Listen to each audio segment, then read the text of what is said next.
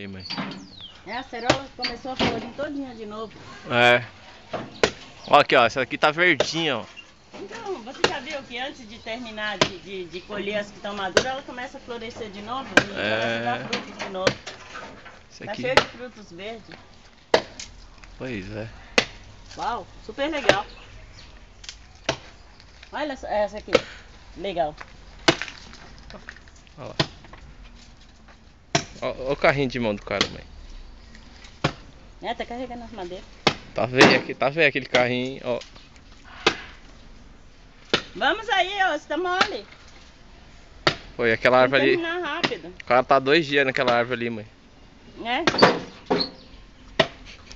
Que demora danada. Será que vai derrubar? Ah, sei lá quanto tempo vai demorar. Ô meu, até agora você não cortou essa árvore, me dá as machadas. Tá louco, meu, pelo amor de Deus. Ixi. Me dá isso aqui, vai. Ah, tá louco. Agora vai lá, termina. vai beber água lá. Ah, o bicho tá rápido agora. É assim mesmo. Agora termina rápido. Acho que tem meia hora mesmo cortando. Essas árvores são muito fortes. Aí vai escapar. Muito forte mesmo.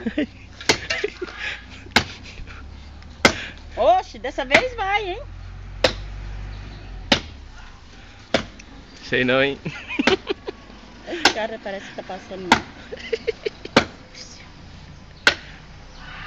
Agora tem. Hã? Ih, meu Aí, Deus. o que tá acontecendo? Passou mal, mãe. Eita! Meu Deus. E aí? Ai!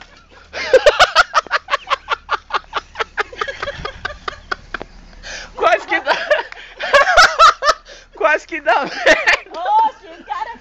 Nossa, que acidente! Oi! Você tá bem? Nossa, gente, é verdade, o cara tá passando mal mesmo. Oxe, você tá bem?